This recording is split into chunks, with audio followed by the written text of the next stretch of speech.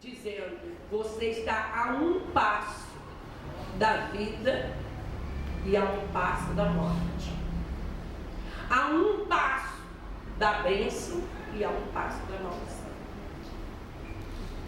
Porque nós vivemos as escolhas que nós fazemos na nossa vida. Deus dá para o ser humano livre-arbítrio. Deus coloca o seu conselho e Ele diz o que vai ser bom para você e o que vai ser mal no futuro para você. Mas a escolha é nossa. Nós não somos robôs. Nós não somos ligados a uma tomada para viver. Nós não fomos feitos robotizados, mas como pequenos deuses, diz a Bíblia. Muitos sabem disso, outros não, mas você é dono das suas escolhas.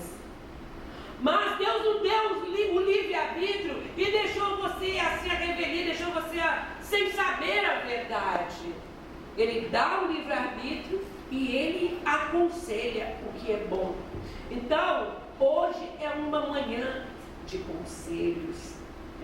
Tantas pessoas pagam muito caro para ouvir uma orientação, mas Deus dá de graça. Amém? Você está aqui recebendo aquilo que Deus está dando por amor, voluntariamente, porque Ele te ama. Então nós vamos, a quem trouxe a Bíblia, abrir a Bíblia em Deuteronômio, no Antigo Testamento. Quem não tem a Bíblia, fica ouvindo, que também ouvir é bom. Às vezes a pessoa recebe mais ouvindo do que lendo, às vezes se perde em alguma frase, mas ouvindo você vai ter uma memória auditiva em nome de Jesus. Deuteronômio capítulo 30, a partir do versículo de número 9. Esta semana Deus tem me renovado grandemente, me enchido grandemente da sua graça. Cada dia que passa, eu me sinto renovada. Mas isso já diz a Escritura, né? Que o corpo se corrompe, se gasta, mas o Espírito se renova. O Espírito de Deus vai dando vida ao nosso espírito.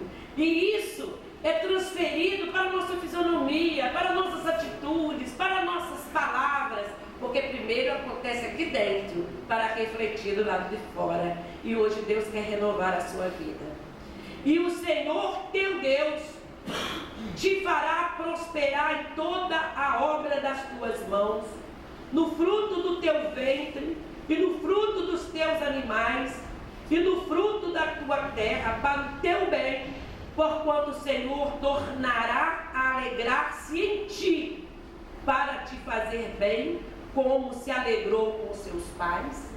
Quando deres ouvidos à voz do Senhor teu Deus, guardando os seus mandamentos e os seus estatutos, escritos neste livro da lei, quando te converteres ao Senhor teu Deus, com todo o teu coração e com toda a tua alma, porque este mandamento que hoje te ordeno não te é encoberto, e tampouco está longe de ti. Não está nos céus, para dizeres: quem subirá por nós aos céus, que nos traga, ou nos faça ouvir, para que o cumpramos?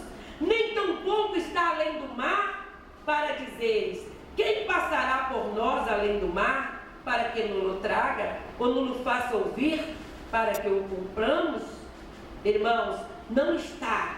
Ele, no versículo 14, diz assim: porque esta palavra está muito perto de ti, ela não está longe, na tua boca e no teu coração, para a cumprires. Vês aqui, hoje te tenho proposto a vida e a prosperidade, e a morte e a destruição. Então eu quero que agora você focalize aqui na pastora, olha para mim. Porque eu vou comunicar a você, através das minhas palavras, do meu olhar, a bênção de Deus.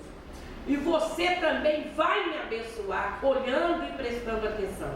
A bênção é recíproca, tá? Irmãos, nós estamos lendo um texto do Antigo Testamento. Mas pastor Lenice está no Antigo Testamento.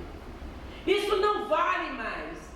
Nós temos na Bíblia Sagrada vários tipos de ensinamentos e histórias. A Bíblia contém mandamentos, história de guerra, história de amor, romance, poesia, conselhos, certo? E no Antigo Testamento existem palavras que ficaram realmente no passado, porque Jesus cumpriu aquilo por nós.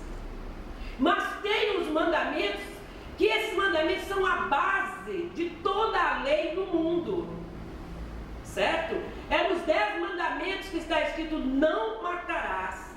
Isso não foi revogado.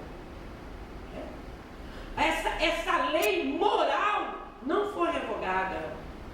Certo? São as leis dos costumes, que estava ainda preparando o homem, a mulher, a humanidade para o nascimento de Jesus. Nos 10 mandamentos está escrito: não furtarás. Com a morte de Jesus Cristo, isso não foi abolido, certo? Então nós temos esses mandamentos morais que são para nós vida, se obedecermos. E a lei do Senhor, a lei moral de Deus, o que é certo, o que é errado, Ele já colocou no coração do homem. Até o índio que não sabe falar o português, que fala lá o seu dialeto, ele sabe o que é errado e o que é certo. Isso está na consciência de cada ser humano. Mas mesmo assim, a consciência, a alma, o espírito da pessoa, dizendo para a pessoa: isso é errado, você não deve fazer isso. A pessoa desobedece, vai e faz. Escolhe fazer. É uma escolha. Então agora o Senhor separa um povo e coloca este povo como o exemplo, o modelo para todas as nações da terra. Para que desse povo venha o ensinamento para que a humanidade seja feliz.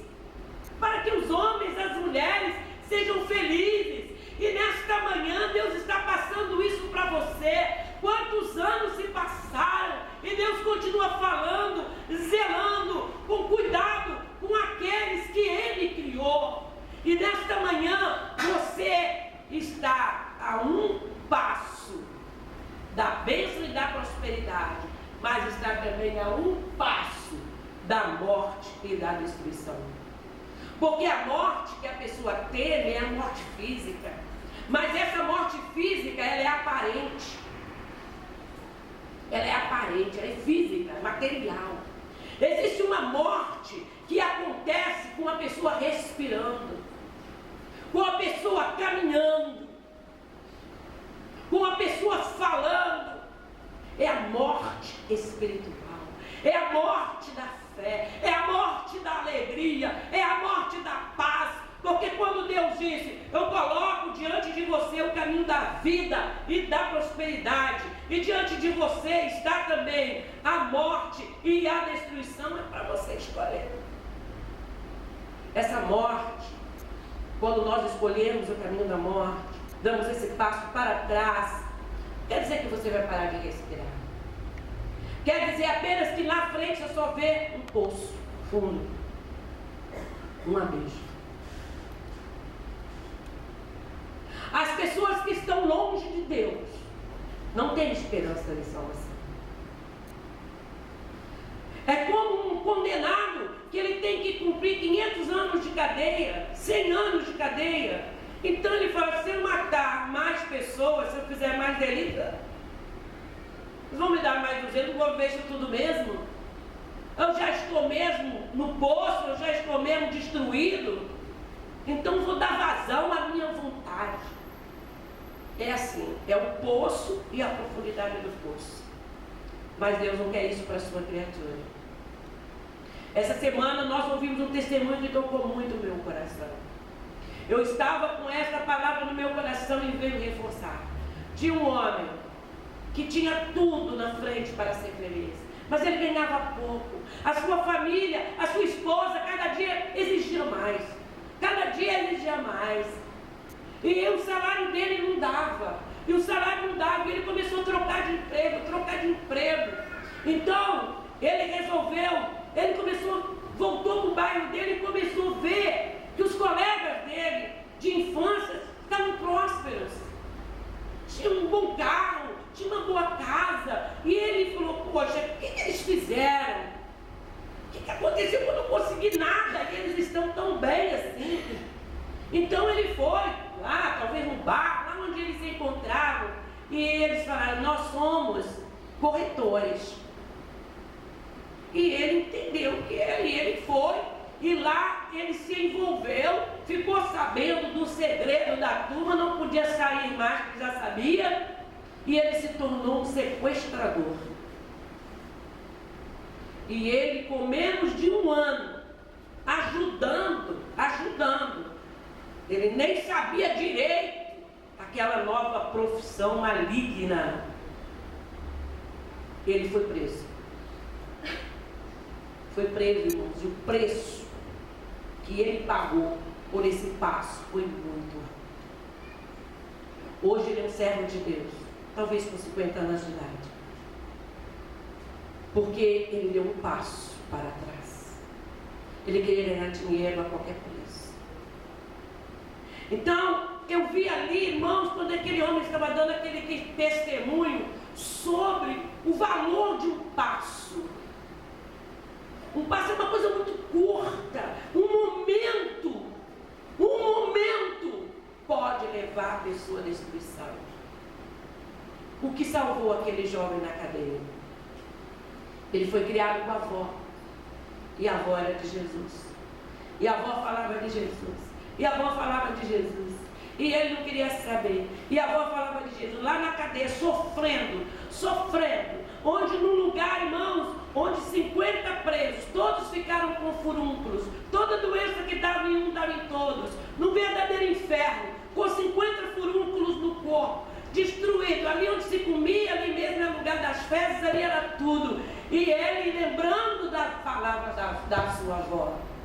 Quando alguém chegou diante dele, deu ele um livro e falou, isso aqui é um compêndio, leia aí para passar o tempo. Era uma Bíblia. E ele começou a ler aquela Bíblia. E quando chegou no versículo, aquele que crê em mim, em meu nome curarão os enfermos, ele creu. Ele falou, se isso é verdade, então eu vou pôr a mão em mim e nessas pessoas nós vamos ser curados. E ele deu o passo da vida. Ele creu em Jesus. Ele pôs a mão sobre ele, no dia seguinte não tinha um furúnculo, a pele estava lisa. Ele começou a colocar as mãos sobre aqueles presos e todos foram curados. Naquela penitenciária tinha 30 crentes. Em um mês tinha 350 crentes. E ele se tornou servo de Deus.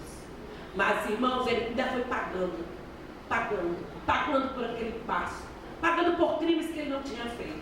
E isso, irmãos, reforçou no meu coração a vontade de falar. Deu um passo para Jesus. Porque o passo para Jesus é o passo da vida. Você só vê pela frente vitória. Você conquista aquilo que você está buscando, porque a vida de Deus vai estar em você.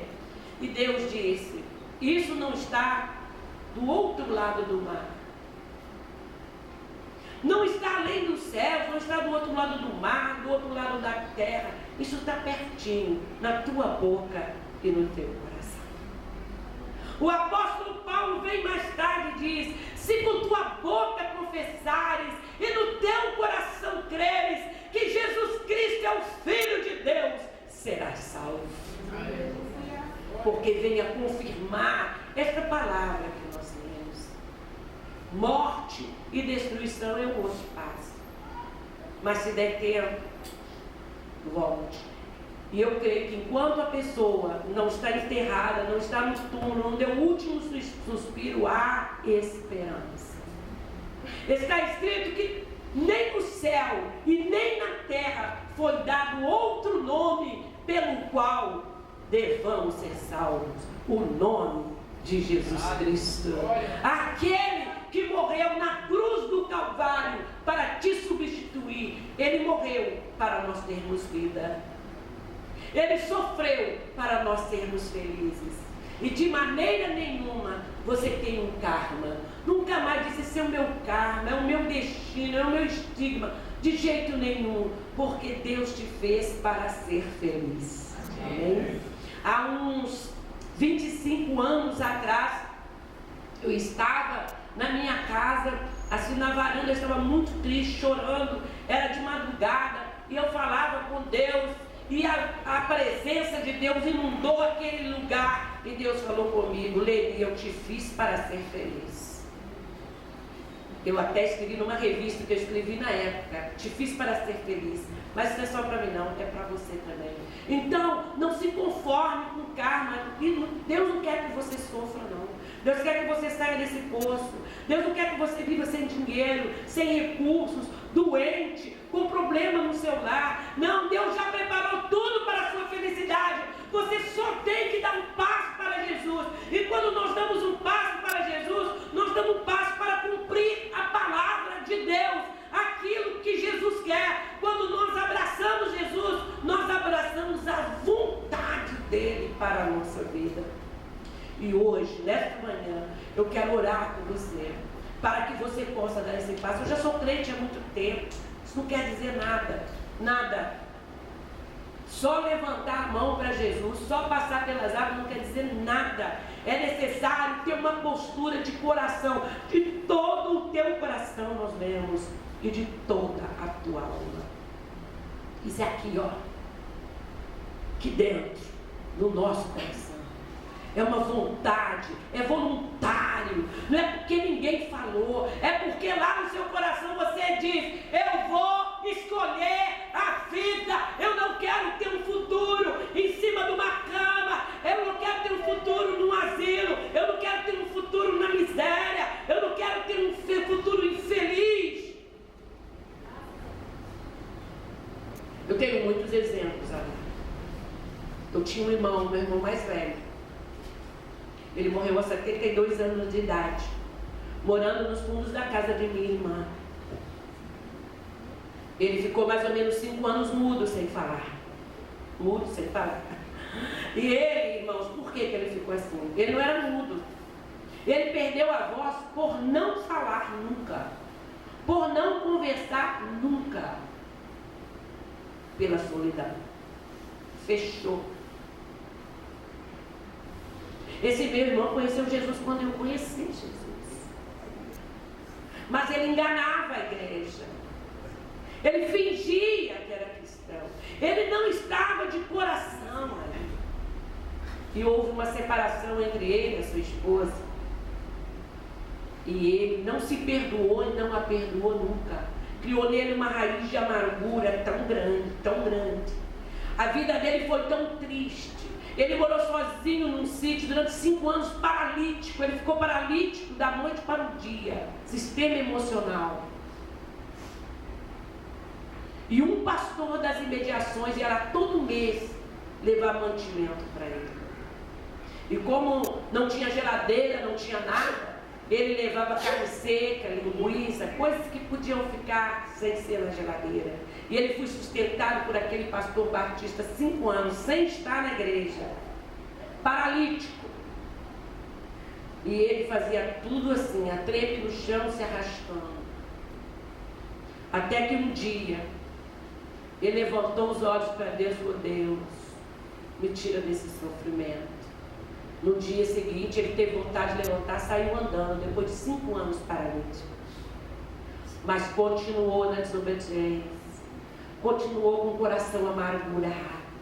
A Bíblia diz que a raiz de amargura traz enfermidade e muito mal. Então, se você está vivendo esse momento, abre o seu coração, perdoa a si mesmo, perdoa as pessoas, perdoa Deus, porque muitas vezes você está com raiva de ninguém, com raiva de Deus, porque Deus deixou isso acontecer, porque eu não consegui isso, porque eu não consegui aquilo. Abre o seu Se perdoa, perdoa.